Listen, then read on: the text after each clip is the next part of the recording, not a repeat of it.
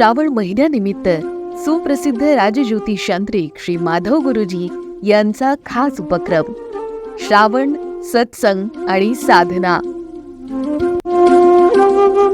ब्रह्मानंदं परमसुखदं केवलं ध्यानमूर्ति द्वन्द्वातीतं गगनसदृशं तत्त्वमस्यादिलक्ष्यम् एकं नित्यं विमलवचनं सर्वहि साक्षिभूतं भावातीतं त्रिगुणरहितं सद्गुरुं तं नमामि। श्री सच्चिदानंद सद्गुरु श्री साईनाथ महाराज की जय। ओम साईराम। आज म्हणजे की ज्यावेळेला यक्ष प्रश्न सगळे संपले आणि ते सगळे ऐकून झाल्यानंतर कार्तवीर्य वेगळ्याच विचारामध्ये डुंबून गेला। आता हे क्षण एक एक तो खूप जपायला लागलेला होता। म्हणतात ना की अत्तर संपत आलं कीच त्याची बाटली जास्त जपायची असते, तसं आता हा संवाद संपणार आहे। आता हे आपल्या बरोबर नाही आहेत या गोष्टीची जाणीव करून झाल्याच्या नंतर आता एक वृत्ती कुठेतरी अशी आहे की हा कुठेतरी थोडा लांबू नाही शकत का, कुठेतरी हा संवाद अजून मिळू शकत नाही का, अजून थोडा वेळ नाही का ते माझ्याबरोबर काढू शकत, अजून थोडा वेळ नाही का आम्ही एकत्र राहू शकत। मग असं काहीतरी त्यांना सांगूया की जे सांगून ते आपल्याला निश्चितपणे म्हणतील अरे थांब मग तुला मी ते शिकवतो किंवा थांब मी तुला तिकडे घेऊन जातो। पण भगवान दत्तात्रय गुरु होते। कार्तवीर्य खूप काही असं ठरवून घ्यायचा की आपण ना ही गोष्ट विचारू आणि याच्यावरती त्यांना असं पर्वता एवढं बोलावं लागेल आणि मग 2 दिवस मुक्काम आणखीन वाढेल, 3 दिवस आणखीन मुक्काम वाढेल, आपल्याला कुठेतरी त्यांचा जास्त सहवास मिळेल। आणि हे सगळं ठरवून अनेक प्रश्न मनामध्ये घेऊन तो भगवान दत्तात्रयांच्या समोर यायचा आणि भगवान दत्तात्रयांच्या समोर आल्यानंतर त्यांचं पाया पडल्यानंतर त्यांचं दर्शन घेतल्यानंतर पूर्णपणे त्या ठिकाणी अंतर्मुख व्हायचा आणि काहीच तो विचारू शकत नसायचा। सगळं तो विसरून जायचा आणि जणू काही त्यांच्या तेजाकडेच बघत बसायचा। आणि हे सगळं असं चाललेलं असताना कुठेतरी भगवान दत्तात्रय गुरु त्याला सावध करायचे आणि सावध करून म्हणायचे अरे कार्तवीर्य कुठे हरवलास, काय विचार करतोयस, अरे मी तुला सोडून नाही जाणार असा, तू काळजी करू नकोस, सांग मला तू या सत्संगामधनं काय घ्यायला पाहिजेस, काय घेतलंस तू या सत्संगामधनं। पुन्हा निरुत्तर, पुन्हा कार्तवीर्य त्यांच्या तोंडाकडे बघत बसायचा, केविलवाणा असा त्याचा चेहरा आणि डोळ्यामध्ये फक्त पाणी यायचं बाकी असायचं की डोळ्यामध्ये पाणी फक्त आता कुठल्याही क्षणाला येऊन टपकेल अशी ती अवस्था त्याची झालेली असायची। आणि आता हा रडायला लागला ना तर खरंच आपल्याला त्याला थांबवता येणार नाही, कारण इतका दोघांचा सहवास एकमेकाला प्रिय झालेला होता। आणि मग भगवान दत्तात्रय गुरूंनी पुन्हा त्याची पाठ थोपटली आणि म्हणले की अरे मी तुला एवढं शिकवलं आहे, एवढं तुला सांगितलं आहे आणि एवढा तुला सहवास दिला आहे, हा कशाकरता माहिती आहे का? तर म्हणला की कशाकरता सांगा, अरे तुला राजा व्हायचं आहे कार्तवीर्य, तुला राज्य करायचं आहे। आता कार्तवीर्य म्हणतो मला नाही राज्य करायचं, मला तुमच्याबरोबर राहायचं आहे, मला नाही राजा व्हायचं, मला तुमचं शिष्य बनून राहायचं आहे। अरे वेड्या, राजा झालास तर तू काय माझा शिष्य राहणार नाहीस का? उलटं मलाही सांगताना गौरव होईल की अरे हा कार्तवीर्य आहे, हा राजा आहे आणि तो माझा शिष्य आहे म्हणून। ते म्हणले सगळ्या गोष्टी करत असल्या तरी तो राज्यकारभार करत असताना तुम्ही भेटणार नाही मला। ते म्हणलं मी भेटीन ना, मी 100% तुझ्याबरोबर असेल। पण बघ हे सगळे एवढे सत्संग घेतलेत ना, या सत्संगामधनं 3 कचा तू स्वीकार कर, हे 3 क जर तू स्वीकार केलेस तर 100% मी तुझ्या आयुष्यामध्ये कायम राहीन। आता हा सत्संग आहे ना खूप लक्षपूर्वक ऐका। या सत्संगामध्ये भगवान दत्तात्रय गुरु स्वतः ती चावी त्याच्या हातामध्ये देत आहेत की ज्याच्यामध्ये जेव्हा त्याला हवं किंवा त्याच्यामध्ये या गुणांचा अंतर्भाव झाल्यानंतर भगवान दत्तात्रय गुरु समक्ष त्याच्याबरोबर असतील। आणि हे 3 गुण आपण सुद्धा जर आत्मसात केले आणि ते पूर्णपणे आपल्या आयुष्यामध्ये आपण वापरामध्ये ठेवले, आपल्या जीवनामध्ये त्याचा अंगीभूत आपण वापर केला तर 100% भगवान दत्तात्रय गुरु कुठेतरी आमच्याही सहवासात येतील, ह्याबद्दल तीळ मात्र शंका नाही। मग आता हे आपल्याबरोबर कंटिन्यू राहण्याकरता मला काहीतरी चावी देत आहेत, त्याच्यावर काहीतरी उपाय देत आहेत, त्याच्यावर काहीतरी सांगतायत। हे ऐकून पुन्हा तो प्रफुल्लित झाला आणि म्हणाला की सांगा म्हणून। ते म्हणले या सगळ्या गोष्टींमधनं मला अपेक्षा आहे की तुझ्यामध्ये 3 क तू अंगीभूत करायला पाहिजेस। म्हणले कुठले 3 क ते मला सांगा। म्हणले पहिला क जो आहे तो कर्तृत्वाचा। त्यावेळेला भगवान कार्तवीर्यांच्या समोर असे पूर्णपणे उभे राहिले आणि सांगितलं की मी कधीही कर्तव्याच्या दिशेने पाठ फिरवणार नाही, मी कर्तव्याला कधीही चुकणार नाही आणि कर्तव्य कंटिन्युअसली मी पार पाडीन। मग ते कर्तव्य माझं वैयक्तिक असू दे नाही तर समाजाचं असू दे, मी कर्तव्याला कायम तत्पर राहीन। ते म्हणले की कायम आपण कर्तृत्ववान असावं, कायम आपण काही ना काही करत राहावं, समाजाकरता करत राहावं, आपल्या स्वतःच्या प्रगतीकरता करत राहावं, आपल्या वंशाच्या प्रगतीकरता करत राहावं। नाहीतर आपण ज्या फील्डमध्ये आहोत ना, म्हणजे आपल्या भाषेत सांगायचं तर ज्या फील्डमध्ये आपण आहोत, जे कार्य आपण करतो, तुम्ही कोणी टी सेक्टरमध्ये असाल, कोणी आणखीन वेगळ्या क्षेत्रामध्ये असाल, कोणी कला क्षेत्रामध्ये असाल, कोणी व्यवसायामध्ये असाल, आपण जे कर्तृत्व आहे, जे आपल्यामध्ये आपलं कर्म आपल्या वाटेला आलं आहे, ते कर्म करत असताना त्याच्यामध्ये कुठेतरी स्ट्रोक आपल्या कर्तृत्वाचा दिसू दे. काहीतरी असं वेगळं त्याच्यामध्ये करायला पाहिजे, ज्याला आपण म्हणतो ना की काहीतरी युनिक पाहिजे. आपल्याला पण बघा की रोज आहारामध्ये सुद्धा किंवा पदार्थाच्या याच्यामध्ये सुद्धा आपल्याला युनिक काहीतरी लागतं. अरे काहीतरी युनिक बनवा ना, अरे काहीतरी युनिक पाहिजे ना. मग या जगामध्ये युनिक गोष्ट आणण्याकरता कर्तृत्व पाहिजे, आणि ते कर्तृत्व तुमच्या सगळ्यांमध्ये आहे. भगवान दत्तात्रय गुरु म्हणतात की हा कर्तृत्वाचा क तुमच्यामध्ये आणा. हा कर्तृत्वाचा क तुमच्यामध्ये आला ना की तुमचं कर्तृत्व त्या कर्माला इतकं सुंदर बनवेल की ते कर्म आणि तुमचं कर्तृत्व हे दोन्ही मिळून जे होईल ना, ती साक्षात म्हणजे की आकृती असेल. आणि ती साक्षात कृती, ती साक्षात आकृती ही बघायला मी तुमच्या बरोबर असेल. मी तुमच्या पाठीवरती थाप मारेन. तिथे जिथे कुठे तुमचे परिश्रम कमी पडतील ना, तर तुमच्या कर्तृत्वाच्या पाठीमागे मी उभा असेल आणि तुम्ही कर्तृत्ववान बनाल. आणि केलेली प्रत्येक गोष्ट हे तुमचं कर्म इतकं सजवेल, इतकं सुंदर ते कर्म होईल की खरोखरी आपल्या भाषेत सांगायचं झालं तर ती युनिक गोष्ट होईल.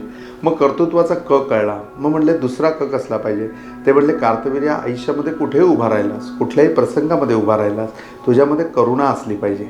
आपल्यामध्ये करुणा आहे का, हा आपण स्वतः विचार करायला पाहिजे. आणि निश्चितपणे आपल्यामध्ये करुणा आहे. आपण यांना काठावर का होईना या सगळ्या गोष्टीमध्ये पास आहोत बरं का. 35% का होईना आपल्याला 100पैकी मिळतात. करुणा आपल्यामध्ये आहे. फक्त ती करुणा अशी आहे ना, ती प्रासंगिक आहे. आपण उगाच आहे ना त्या घड्याळाच्या वेळेला आपलं आयुष्य बांधून घेतलं आहे. बघा तुम्ही, आपण प्लॅटफॉर्मवर उभे असतो आणि त्यावेळेला एखादा कुत्रा जर आला ना, तर आपण कळवळतो की अरे किती भिजलाय तो, त्याला काही खायला पण नाही, तो किती अपेक्षेने बघतोय. आणि पाठीमागे स्टॉल असतो, पण समोर आहे ना 6:20 झालेले असतात आणि 6:20ची लोकल येणार असते. आणि ती लोकल जर आपण पकडली नाही तर मग आपण घरी वेळेत जाणार नाही. किती मोठा एवढ्या आपल्या आयुष्यामध्ये आपल्याला उशीर होणार आहे ते आपल्याला माहिती नाही, पण आपण त्या गोष्टीकडे, त्या आलेल्या करुणेकडे दुर्लक्ष करतो, गाडी पकडतो आणि पुढे जातो. पण त्या भुबूची आहे ना सोय त्यांनी लावलेली असते. ते कुठेतरी त्याला पावाचा तुकडा घेऊन, कुठेतरी त्याला भाकरी घेऊन, कुठेतरी त्याला पोळी घेऊन उभे असतात बरं का. आणि ते त्या भुबूची भूक पूर्णपणे भागवतात. आपल्याला फक्त करुणा येते, पण आपण कृती करत नाही. मला वाटतं आपल्यामध्ये ना कृतीमधला क पहिला यायला पाहिजे. आपल्याकडे भाव सगळे आहेत, समजतं सगळं आपल्याला. एखाद्याची परिस्थिती ऐकली की दया पण आपल्याकडे येते, आपल्याला करुणा वाटते, परंतु आपण त्याला मदत करत नाही. का तर आपण लगेच आपला विचार करतो, अरे त्याला आपण आत्ता 2,000ची मदत केली तर आपल्याला लगेच EMI आहे, आपल्या घराचा EMI बाउन्स झाला तर. वास्तविक पाहता आपली सेविंग 10,000 रुपये असते, पण 2,000 रुपयाची मदत करणं, ती करुणा आपल्याला 2,000 रुपयाची परवडत नाही. आपल्याकडे करुणा आहे पण कृतीमध्ये उतरवू शकत नाही, आपण उतरवत नाही. तर ती करुणा आपण कृतीमध्ये उतरवली पाहिजे. कुठेतरी त्या करुणेचा क हा ते भगवान कार्तवीर्याला सांगतायत की हा तुझ्यामध्ये पूर्णपणे सामावला गेला पाहिजे. मग त्यावेळेला करुणाकर अंतःकरणाने तो म्हणतो की हो, याच्यापुढे माझ्या आयुष्यामध्ये कुठेही मी उभा असेल तरी माझ्या आयुष्यामध्ये करुणा असेल. आता मला सांगा की तिसरा क कसला प्राप्त व्हायला पाहिजे. ते म्हणले सांग बरं तू आता तिसरा क कसला. तर म्हणले तिसरा क मला नाही सांगता येत, तुम्ही सांगा तो कसला प्राप्त व्हायला पाहिजे. म्हणजे तिसरा क प्राप्त व्हायला पाहिजे तो कृतज्ञतेचा. की कार्तवीर्या, आयुष्यामध्ये कधीही तू कृतज्ञ राहा. ज्या माणसाने आपल्याकरता जे काही केलं आहे तर आपण काहीतरी त्याचं देणं लागतो. आपण काही त्याच्याकरता हे केलं म्हणजे त्याचे उपकार फिटले असं नाही. म्हणजे तर आयुष्यामध्ये कुणाच्या तरी ऋणामध्ये राहावं आणि त्या व्यक्तीकरता नाही तर समाजाकरता ते ऋण आपण फेडत राहावं. या समाजाचं किती मोठं ऋण आपल्यावरती आहे, किती मोठे उपकार आपल्यावरती आहेत, त्याबद्दल कृतज्ञता बाळगली पाहिजे. तुमच्यामध्ये माझ्यामध्ये आहे ना हा क कृतज्ञता नाही आहे. आपण कृतज्ञ आहोत. आपण वेळ म्हणजे गरज सरो आणि वैद्य म्हणून तसे आपण आहोत. तर ती कृतज्ञता काही कामाची नाही. आपल्यामध्ये कृतज्ञता असली पाहिजे. कृतज्ञ आणि कृतज्ञ दोन शब्द आहेत.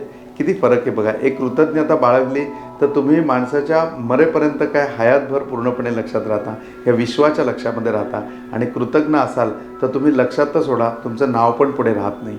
तर कृतज्ञता तुमच्यामध्ये असायला पाहिजे. ऑलवेज आपण कृतज्ञ राहिलं पाहिजे. आणि कार्तवीर्याने देखील भगवान दत्तात्रय गुरूंना वचन दिलं की मी आयुष्यामध्ये कृतज्ञ राहीन. म्हणजे 3 क या सगळ्या गोष्टीमध्ये मला तुझ्याकडनं अपेक्षित आहेत.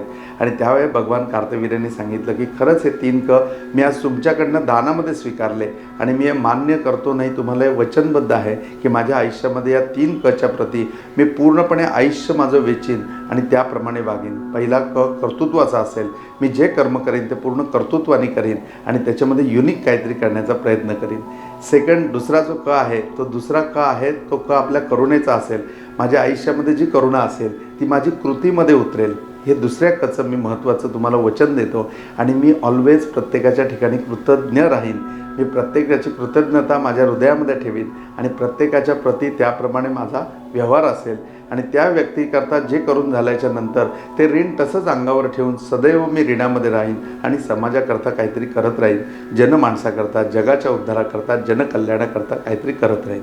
मग भगवान दत्तात्रय गुरु खूप खुश झाले आणि त्याची पाठ थोपटली. आता म्हणले मला तुझ्याकडनं अपेक्षा आहे ना, ती तुझ्याकडनं मला अपेक्षा आहे ती 3 गोष्टींची आहे. म्हणजे कुठल्या अशा 3 गोष्टी आहेत की ज्या गोष्टी प्राप्त करून घेतल्यानंतर तू कुठल्याही सत्तेमध्ये आस, तू समाजकारणामध्ये आस, तू राजकारणामध्ये आस, नाही तर मग तू कुठल्याही ठिकाणी आस, तू एक राजा म्हणून असशील किंवा तू एक प्रजा म्हणून असशील, तू एक व्यापारी म्हणून असशील किंवा तू एक ग्राहक म्हणून असशील, या कुठल्याही परिस्थितीमध्ये असशील ना तरी तूच विजेता असशील, तूच सार्वभौमी असशील आणि प्रत्येक ठिकाणी तुला मान सन्मान असेल. मग अशा 3 कुठल्या गोष्टी प्राप्त करायला पाहिजेत. खरोखरी बघा, आज सगळ्या विश्वामध्ये प्रत्येक ठिकाणी वेगवेगळ्या ठिकाणी आपण कार्यरत आहोत. आपली प्रत्येकाची क्षेत्र वेगवेगळी आहेत आणि त्या क्षेत्रामध्ये आपल्याला प्रत्येकाला वाटतं की आपण सेंटर ऑफ पॉईंट असावं, आपण ॲट्रॅक्टिव्ह असावं, लोकांनी आपल्याकडे अट्रॅक्ट व्हावं आणि आपण सगळ्यांमध्ये उठून दिसावं. मग या 3 गोष्टी आपल्याला आत्मसात करायला पाहिजेत.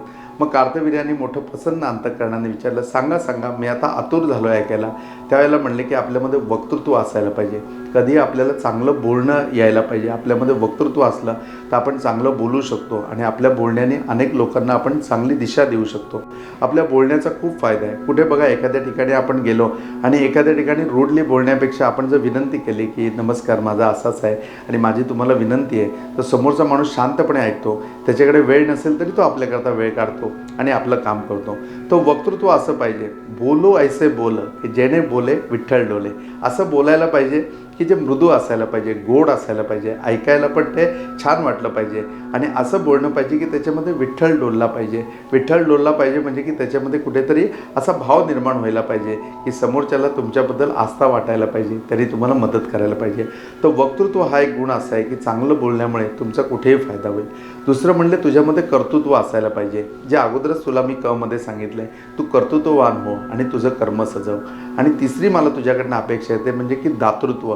तू सदैव दानी राहा. तुझ्या आयुष्यामध्ये जी गोष्ट येईल ती गोष्ट स्वतःला उपभोगण्यापेक्षा ती दानाला देण्याचं महत्त्व मी तुला समजावून सांगितलेलं आहे. त्याप्रमाणे तुझ्यामध्ये दातृत्व असायला पाहिजे.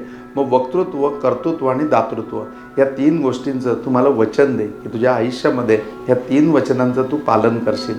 भगवान कार्तवीर्यांनी भगवानांना पूर्णपणे प्रसन्न अंतःकरणाने वचन दिलं की माझ्या आयुष्यामध्ये माझं खूप चांगलं वक्तृत्व असेल, माझं चांगलं कर्तृत्व असेल आणि माझं चांगलं दातृत्व असेल.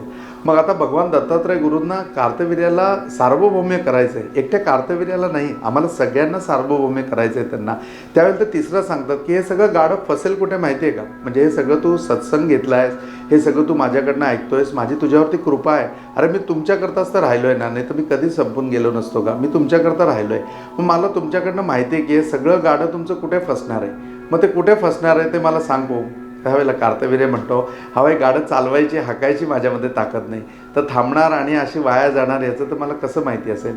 म्हणले बघ, आयुष्यामध्ये 3 गोष्टी ह्या तुझ्यापासून कायम हद्दपार ठेव. तो म्हणतो कोणत्या गोष्टी सांगा. ते म्हणतात पहिली गोष्ट म्हणजे लोकेशना. लोकेशनामुळे खूप मोठं नुकसान होतं. आता लोकेशना शब्द थोडा आपल्याला कळणार नाही, आपल्याला समजेल असा शब्द प्रसिद्धी. काही लोक खूप प्रसिद्धीच्या मागे लागतात आणि प्रसिद्धीच्या मागे लागून त्या प्रसिद्धीमध्येच ते संपतात. तर सर्वात पहिली गोष्ट म्हणजे की लोकेशना. या लोकेशनाचा त्याग करायला पाहिजे किंवा याच्या आहारी जायला नको. प्रत्येक ठिकाणी असंच की किती लोक आहेत, माझ्याबद्दल काय बोलत आहेत, लोकेशना, माझी किती प्रसिद्धी आहे, ह्या गोष्टीच्या मागे लागून पूर्णपणे माणसाचं नुकसान होतं. आपल्याकडे उदाहरण पण आहे बघा की हा सत्संग भगवान दत्तात्रय गुरु कार्तवीर्याला सांगतात. परंतु आता कलियुगामध्ये बघितलं तर आसाराम बापू किती मोठं चांगलं माध्यम होतं, अध्यात्मामधनं किती पुढे चाललेले होते. पण आज लोकेशनापायी आसाराम बापू कुठे आहेत याचा आपण विचार करायला पाहिजे. ते लोकेशना ते बरोबर आहेत का चुकीचे आहेत, ते गुन्हेगार आहेत का नाही आहेत, ह्या वादात मला पडायचं नाही. परंतु बघा, प्रसिद्धीच्या झोकामध्ये ते होते आणि त्या लोकेशनीपायीच ते आज कुठे आहेत. दुसरं उदाहरण आहे ते म्हणले की वित्तेशना. पैशाच्या मागे कधीही लागू नको. वित्तेशना हा सर्वात मोठा दुर्गुण आहे. वित्तेशनामध्ये अडकलेला माणूस, कितीतरी उदाहरणं तुमच्या स्वतःच्या डोळ्यासमोर आहेत की वित्तेशनाही कधीही चांगली नाही. पैसा पैसा पैसा याच्यामागे आयुष्य संपून त्या पैशाने काहीही प्राप्त होत नाही. कितीतरी असे नामांकित गृहमंत्री आहेत महाराष्ट्राचे की जे स्वतः जेलमध्ये गेले, त्यांना जामीनसुद्धा मिळाला नाही. कशाच्या पायी? तर वित्तेषणा पायी. 35,000 कोटीची प्रॉपर्टी झाली तरीसुद्धा वित्तेषणा सुटत नाही. मग ह्या वित्तेषणेपायी झालेलं नुकसान आपण आपल्या डोळ्यांनी बघितलं आहे. आणि तिसरं म्हणले पुत्रेषणा.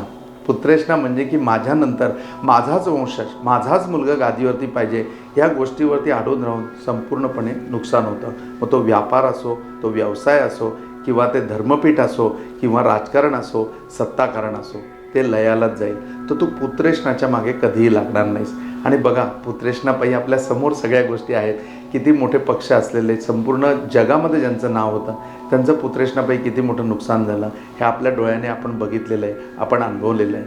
मग या 3 गोष्टी ते कार्तवीर्याला त्यावेळेला त्यांनी सांगून ठेवल्या आहेत. म्हणजे 3-3.5 वर्षापूर्वी या कार्तवीर्याला त्यांनी सांगितलेलं की कार्तवीर्या, लक्षात ठेव, या 3 गोष्टींच्या तू कधीही आहारी जाऊ नको. लोकेषणा, वित्तेषणा आणि पुत्रेषणा. आणि सगळं तुला प्राप्त करण्याकरता वक्तृत्व, कर्तृत्व आणि दातृत्व आणि जनमानसामध्ये समभाव राखण्याकरता 3 क. पहिला करुणेचा, दुसरा कृतज्ञतेचा आणि तिसरा पूर्णपणे कर्तृत्वाचा. ह्या तिन्ही कची, ह्या तिन्ही कलांची तू पूर्णपणे तुझ्यामध्ये ज्या वेळेला जोपासणी करशील, कार्तवीर्य तू सार्वभौम्य होशील. आणि एकटा कार्तवीर्य नाही तर आम्ही सगळे सार्वभौम्य होऊ. हे आपण खरोखरी उदाहरणासकट समोर बघू शकतो, आपल्या आयुष्यामध्ये समोर आहे. तेव्हा नक्की ह्या 9 गोष्टींचा अंगीभूत करूया आणि आपलं जीवन सफल करूया. आज इथेच थांबूया. ओम साईराम.